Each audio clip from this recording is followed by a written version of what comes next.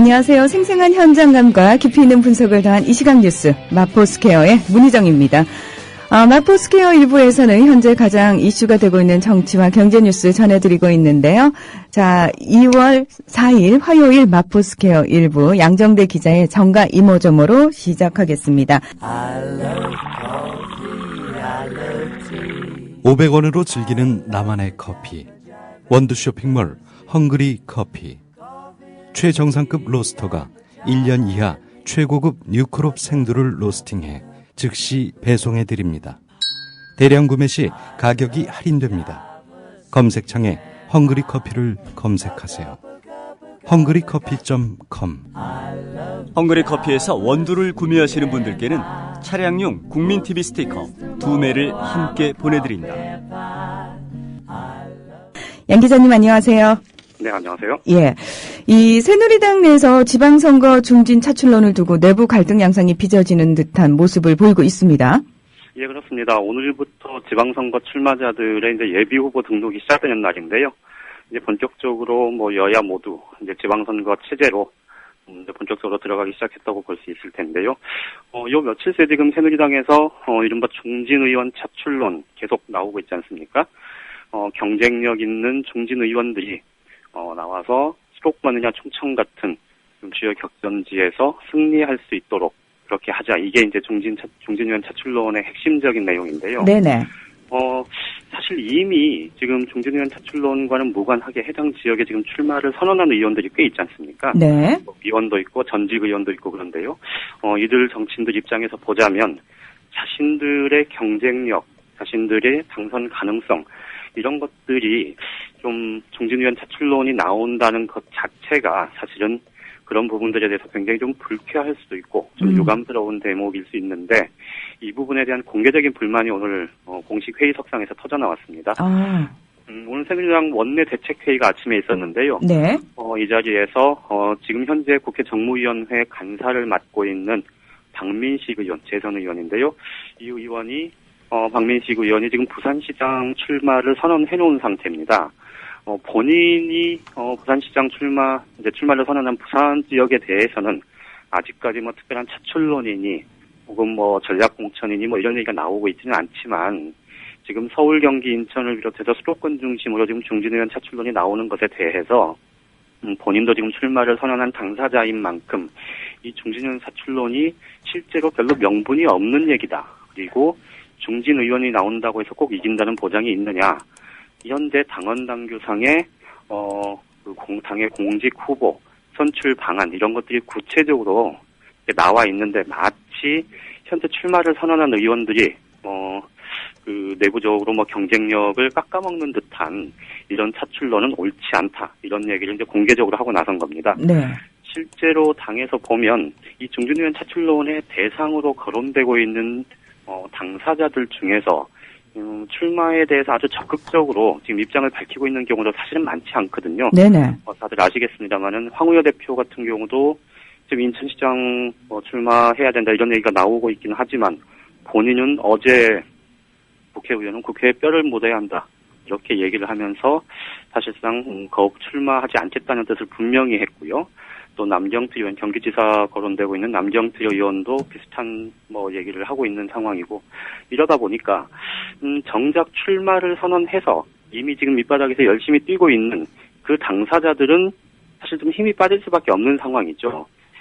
그러다 보니까 내부를 향해서 총질하고 있다, 힘 빼고 있다, 이런 비판들이 나오고 있는 건데 당 지도부 입장에서는 어쨌든 선거를 좀 이겨야 되겠다 이런 생각이 앞서는 거겠지만 이미 출마를 선언해서 현장을 누비고 있는 이런 예비 후보들 입장에서는 굉장히 힘 빠지는 얘기여서 이 논란이 이 정책 이해관계가 분명히 갈리는 문제이기 때문에 앞으로도 굉장히 큰 논란이 될 수밖에 없을 것 같고요. 네. 이 문제를 둘러싸고는 어쨌든 지금 여당 내에서 특히 이제 그 경선 룰이 최종적으로 확정이 되고 경선이 시작될 것 같은 한 4월 정도까지는 앞으로 계속해서 논란이 진행이 될 수밖에 없을 것 같습니다. 네. 이 참 당 지도부 입장에서도 쉽진 않겠구나 그런 생각이 들고요. 네. 이 새누리당 얘기를 좀 계속해서 하게 되는 게 아무래도 이제 이런저런 말들이 상당히 많이 나오고 있기 때문인데 서울시장 선거 차출론의 대상인 정몽준 의원 그리고 김황식 전 총리 참 서로 다른 생각을 하고 있는 것 같다 이런 얘기가 나온다고 하는데 이건 무슨 얘기인가요? 지금 서울시장 후보로 거론되고 있는 여권 내에서 거론되고 있는 사람들이 한 5명 정도가 됩니다. 네. 일단 이해운 최고위원 같은 경우는 아직 공식적인 출마 선언은 미뤄놓은 상태이긴 하지만 가장 먼저 서울시장 도전 의사를 분명히 밝혔고요. 지금 뭐 지역 곳곳을 누비고 다니면서 굉장히 열심히 지금 활동을 하고 있는 상태고요.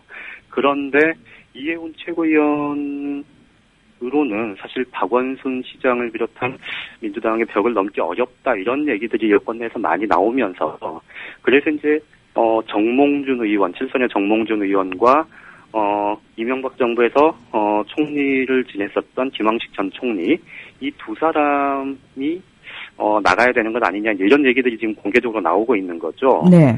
여기에다가 나경원 전 의원 또 원희룡 전 의원 과거에 소장 개혁파의 젊고 참신한 이미지도 있고요.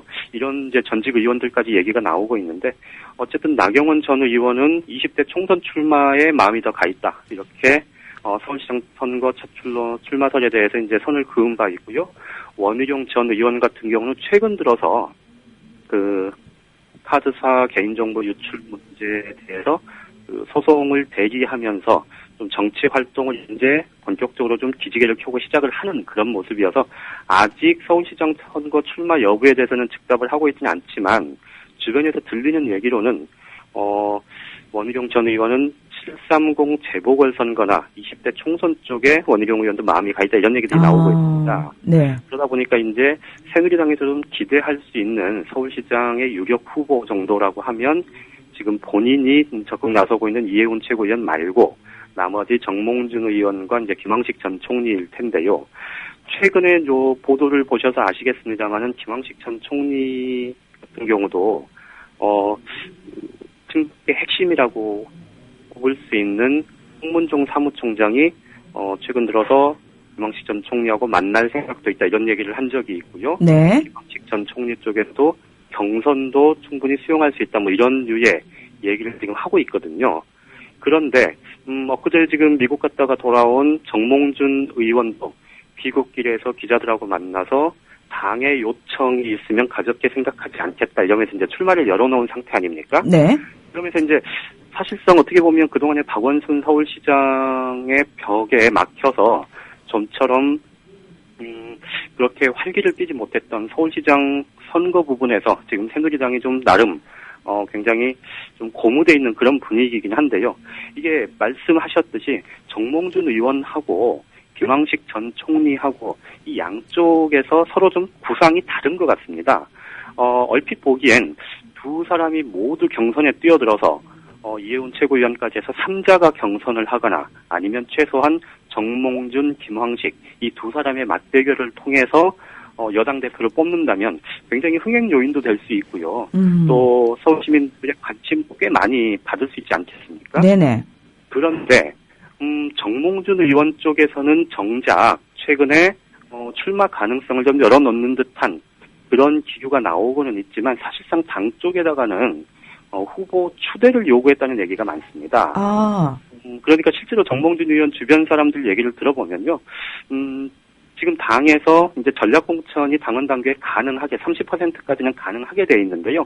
아무래도 자신의 7선이라는 그 정치적 무게감 그리고 대권 후보 반열에 올라 있는 그런 부분들까지 감안을 해서 당내 경선보다는 좀 추대 형식으로 힘을 모아달라 이런 지금 요구를 하는 쪽에 가까운 것 같고요. 김황식 전 총리 쪽에서는 경선을 얘기했다고 했는데요. 사실상 김황식 전 총리가 생각하는 경선은 이해운 최고위원과의 경선 쪽입니다. 그러니까 정몽준, 김황식 맞대결 혹은 정몽준, 김황식, 이해운 이 3자의 경선이 아니고 김황식 전 총리 쪽에서는 이해운 최고위원과의 경선을 충분히 수용할 수 있다 이런 뜻을 밝혔다는 거예요. 그러니까 정몽준 의원이 출마하지 않는 쪽에 출마하지 않고 김황식 전 총리는 이해운 최고위원과의 경선을 통해서 당의 후보가 될 가능성을 지금 염두에 두고 행보를 하고 있다는 겁니다. 네네. 이게 이제 달리 보면요. 최근에 여권 핵심부, 친박 핵심 사람들을 만나보면 정몽준 의원이 뒤늦게 지금 최근 들어서 이달 중순까지만 해도 나 말고 다른 좋은 사람 있으면 돕겠다 이런 뜻을 피력했다는 얘기가 나왔잖아요. 네. 그러면 이제 불출마 쪽으로 기울었다고 했는데 이 1월 하순 들어서면서부터 출마 가능성을 열어놓는 듯한 그런 분위기가 된 것에 대해서 친박 핵심들은 오히려 못마땅해하는 그런 기류도 보이는데요. 이게 결국은 처음에 작년 연말 올 초 정몽준 의원이 좀 나섰으면 할 때는 가만히 잠자코 있다가 그래서 이제 김황식 전 총리 쪽으로 힘을 몰아주기로 하고 대충 이렇게 작업들을 물밑 작업들을 해서 출마 쪽으로 이렇게 끌어왔는데 갑자기 정몽준 의원도 뛰어들었다는 겁니다. 그렇게 되면 사실 당내 경선 구도를 보면 친박 쪽에서 김황식 전 총리한테 힘을 실어주면 이해운 최고위원과의 경선에서는 이길 가능성이 꽤 있겠지만 정몽준, 김황식 이 두 사람이 맞붙는 경선의 양상이 되면 친박 쪽에서는 아무래도 정몽준 의원이 껄끄럽기 때문에 김황식 전 총리 쪽에 힘을 실어주겠지만 당내 경선을 통과하기가 쉽지 않을 수 있다. 이런 판단을 하고 있는 것 같고요. 네. 결국은 이 정몽준 의원의 서울시장 출마 가능성을 열어놓는 문제. 김황식 전 총리가 그 당내 경선도 수용할 수 있다는 얘기를 하는 이 맥락이 서로 지금 핀트가 안 맞고 있는 겁니다. 그러다 보니까 이 두 사람의 맞대결 가능성을 치는 의견도 조심스럽게 나오고 있긴 한데, 정몽준 의원이나 김황식 전 총리나 그런 위험 부담까지 감수하면서 이 당을 위해서 서울시장 후보로 나설 그런 상황인지 이거는 장담하기 어렵지 않겠습니까? 네. 결국은 아무래도 전반적으로 이 서울시장 후보 경선을 둘러싸고는 이 정치적인 힘겨루기, 투싸움 이런 것들이 당분간은 좀 치열하게 진행될 수밖에 없을 것 같습니다. 네. 굉장히 많은 사람들한테 무분별하게 이렇게 시그널을 좀 보낸 게 아닌가라는 생각도 들고요. 그렇죠. 예. 예. 자, 저희가 또 이 많은 시민들이 이런 상황을 보면서 새누리당 내에서 정치적 역학구도가 이렇게 되는구나를 또 파악할 수 있는 계기가 되는 것도 같습니다. 네. 아무래도 서울시장 선거라는 게 갖는 상징성이 있고요. 그렇죠. 또 정몽준 의원이 단순히 그냥 칠선 의원 정도로 머무르는 게 아니고 잠재적인 대권 후보 주자 중에 한 명이고 꽤 오랫동안 그랬죠. 예. 그랬었죠. 그리고 박근혜 대통령을 위시한 친박계 입장에서 보면 굉장히 좀 껄끄러운 또 친박 입장에서 보면 껄끄러운 대상 아니겠습니까? 네네. 이런 문제까지 지금 한꺼번에 얽혀 있기 때문에 굉장히 쉽지 않은 싸움이 될 수 있다 이런 생각을 하는 건데요. 최근에 지금 친박 핵심부에서 이런 얘기도 하잖아요. 현역 의원은 가급적 덜 출마하는 게 맞다 이런 얘기를 하고 있지 않습니까? 네네. 이게 이제 7월 30일 날 있을 재보궐선거에 대한 부담 크다 이런 부분 제가 어제 잠깐 말씀을 드렸었는데요. 실제로 여권 내에서는 이 현역 의원들은 가급적 나서지 말아야 한다라는 얘기가 사실상 정몽준 의원을 염두에 둔 얘기다 이런 얘기도 나와요. 네. 이게 이제 정몽준 의원이 지금 지역구가 서울 동작을구인데요. 이 서울 동작을 지역이 사실은 민주당한테 굉장히 유리한 지역입니다. 인구 구성으로도 그렇고요. 또 이전 선거에서 대체로 민주당 소속의 의원들이 많이 배출됐던 지역이거든요. 네네. 여기에 지금 18대 이제 정몽준 의원이 울산 지역구에서 서울로 올라오면서 정동영 당시 대통령 후보 2007년 대통령 후보를 지냈던 정동영 전 의원하고 동작을 해서 2008년 18대 총선 때 맞대결을 해서 승리를 하지 않았습니까? 네. 그때 보면 이게 정몽준 의원처럼 전국적인 지명도가 있는 사람이니 가능했다 이런 얘기가 나올 정도로 사실은 새누리당한테 굉장히 어려운 지역이거든요. 네네. 그러니까 정몽준 의원이 당 후보가 돼서 서울시장 경선을 통과를 하게 되면 곧바로 아주 정말 유력한 이제 대권 후보 반열에 오르기 때문에 친박 입장에서는 그것도 좀 부담스러운 대목일 수 있고요. 정몽준 의원이 이제 국회의원 배지를 반납을 해야 되면 7월 30일 날 또 재보궐선거에 서울 지역구가 생기잖아요. 네. 서울 지역구에서 특히 동작을 같은 경우는 새누리당이 사실 정몽준 정도 아니면 이기기 어려운 지역이기 때문에 민주당한테 의석을 뺏길 가능성이 굉장히 높고 이러다 보니 이래저래 지금 친박 핵심부 입장에서는 굉장히 좀 고민이 여러 갈래에서 많을 수밖에 없는 그런 상황이 된 겁니다. 이게 이제 결국은 어떻게 보면 한 당 같은 당이니까 우리 당 후보가 이길 수 있는 후보 이렇게 뽑는 게 가장 좋다. 이거는 뭐 아주 일반적인 얘기긴 하지만 이 각 계파별로 정파별로 정책 이해관계가 굉장히 얽혀 있어서 이 서울시장 경선을 둘러싼 새누리당 내의 갈등, 흐름 이런 것들은 앞으로 계속해서 주목을 해봐야 될 것 같습니다. 네, 오늘은 여기까지 듣겠습니다. 고맙습니다. 예, 고맙습니다. 네, 한국일보 정치부 양정대 기자의 정가 이모저모였습니다.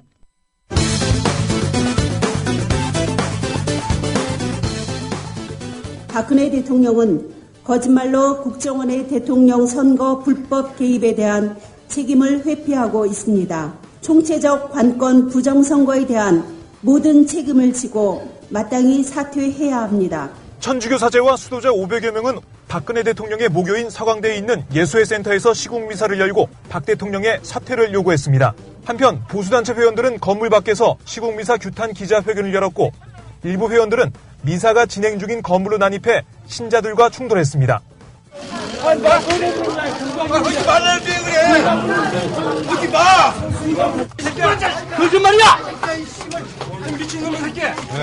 이상은 오마이뉴스 보도. 그런데 이른바 보수 세력의 애프터 서비스는 천주교 시국미사가 있는 현장이면 어김없이 발생하는데 상권 분립과 대의민주주의를 훼손하고 부정한 현 정권은 정당성이 없습니다. 이것은 5.16 군사 쿠데타에 이은 12.19 사이버 쿠데타입니다. 이러한 치명적인 민주주의의 침해를 침묵으로 방관하는 것은 독재를 용인하는 것이고 정당화하는 공범이 되는 것입니다.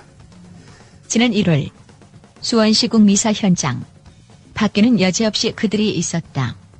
종북사제 국가 전목론 정의 구현 사제들은 이 땅에서 물러가라! 물러가라! 물러가라!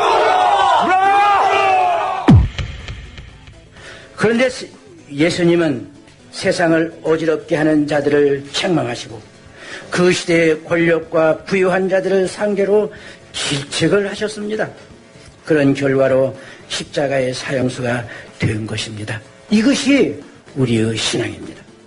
박창신 신부의 강론이 있었던 군산 수송동 성당에서의 시국미사가 있고 며칠 뒤 군복을 입은 고엽제 전후의 회원 200여 명이 성당을 에워쌉니다.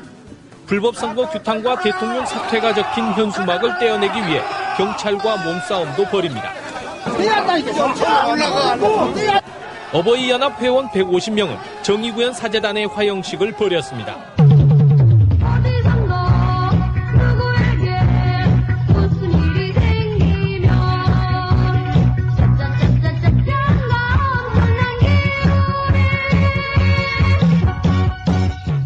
군산이든 수원이든 가리지 않고 나타나는 어르신들.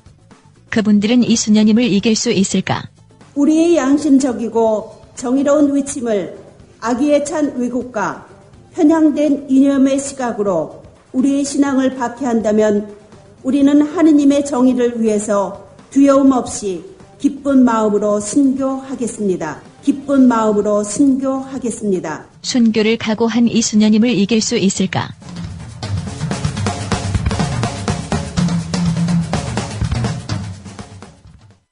여러분께서는 국민TV 라디오 마포스퀘어 일부 문희정과 함께하고 계십니다.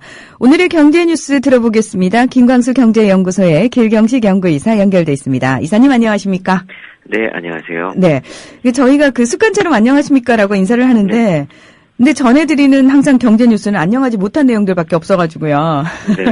오늘도 한국 금융시장 불안에 대한 뉴스 사실 요즘 계속 나오고 있지 않습니까? 네. 예. 물론 정부에서는 우리나라에는 큰 영향이 없을 것으로 보인다 이렇게 발표를 했습니다만 실제로 저희가 믿어도 되는 내용인가요? 일단은 오늘 오전에 조금 전 세계적으로 불안정한 모습을 보였었던 것 같아요. 특히 우리나라 같은 경우에 원달러 환율이 이제 1,900원대 거의 가까이까지도 이제 올라갔었고 코스피 같은 경우도 1,900포인트대가 붕괴됐어서 오늘 오전에 그 서울 외환시장에서는 원달러 환율이 어제보다 3.5원 오른 달러당 1,088원으로 개장을 했고 코스피 같은 경우도 25% 정도 내린 1894로 출발을 했고, 지금은 환율 같은 경우에는 다시 이제 조금 떨어지긴 했지만, 코스피 같은 경우에는 오히려 더 안 좋아졌더라고요. 지금 상황 지금 보고 들어오니까.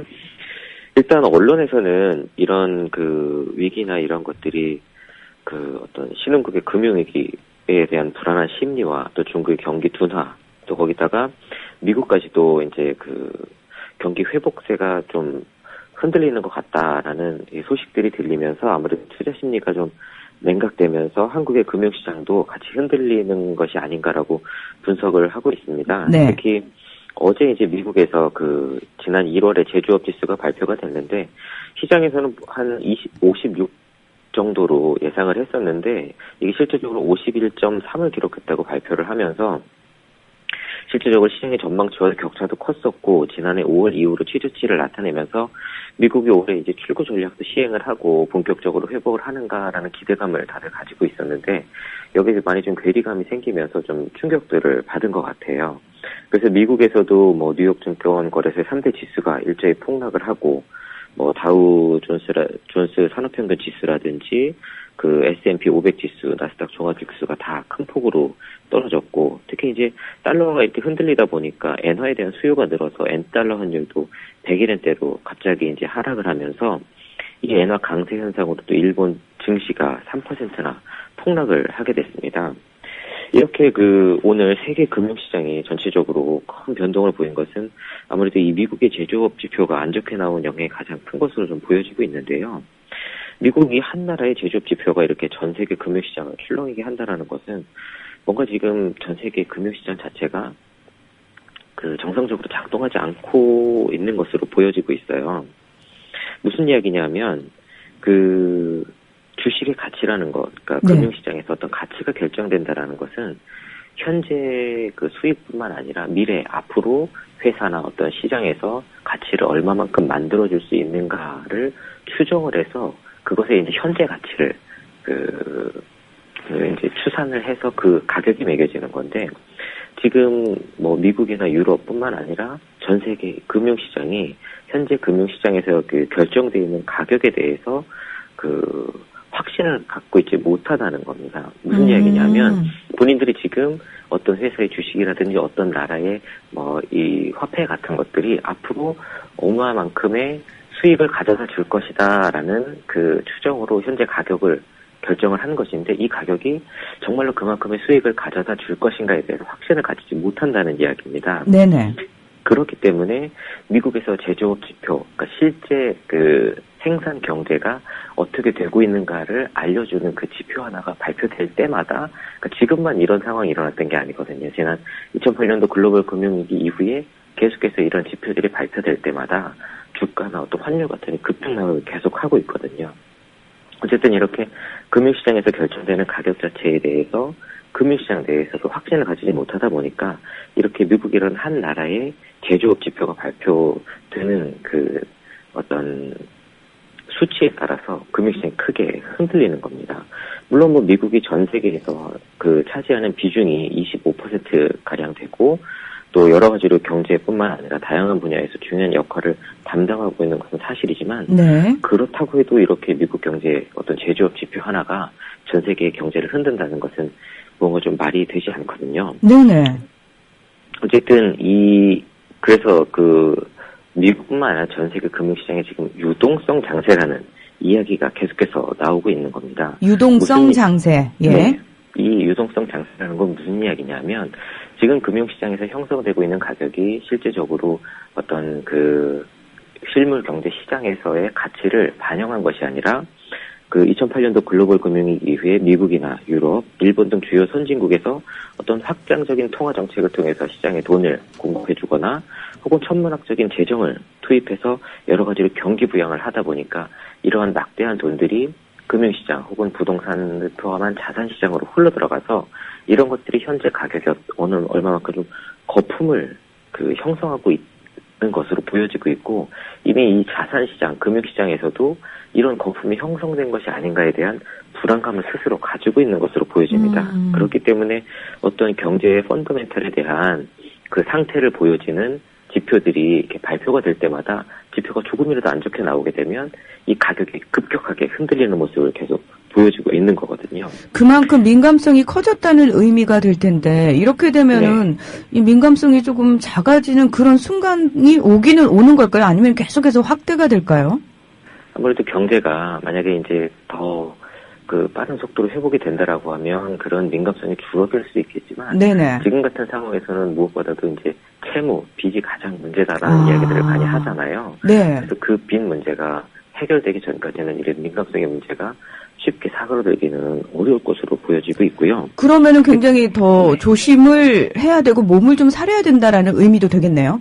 그렇죠. 아무래도 이렇게 불확실성이 큰 상황에서는 지금 미국뿐만 아니라 주요 선진국에서도 큰 회사들조차도 예상치 못한 피해를 입는 경우가 굉장히 많거든요. 네네. 그만큼 앞으로 어떤 일이 일어날지에 대해서 정확한 예측을 하기가 힘들다는 이야기인데 보통 이제 일반 그냥 개인 투자자분들 같은 경우에는 전업으로 투자를 하는 어떤 이게 쉽게 예를 들면 프로 선수와 아마추어 선수 같은 관계거든요. 아마추어 선수들이 아무리 열심히 하고 실력이 좋다라고 해도 프로 선수를 상대로 좋은 성적을 내기는 쉽지가 않잖아요. 네. 그것과 마찬가지로 이 개인 투자나 일반인들이 어떤 기관이라든지 이런 투자자들하고는 솔직히 상대를 하기가 쉽지가 않거든요. 그렇겠죠. 그렇기 때문에 지금같이 좀 상황이 불안한 때에는 웬만하면 보수적으로 좀 판단을 하시는 게 필요하다라는 생각이 좀 들고요. 네. 특히나 지난달에 이제 FOMC 연방 공개시장 회의를 마지막으로